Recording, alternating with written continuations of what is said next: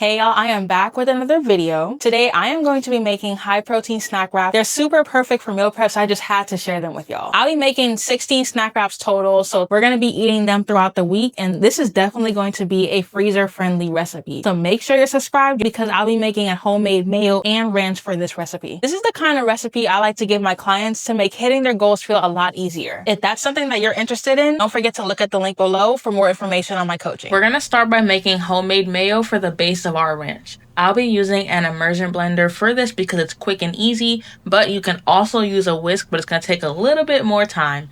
In this jar, I'm going to be adding the egg, lemon juice, mustard, the salt, and then oil. I'm going to pulse everything up in the immersion blender. It is going to take some time, but then you're left with this nice smooth consistency for that mayo.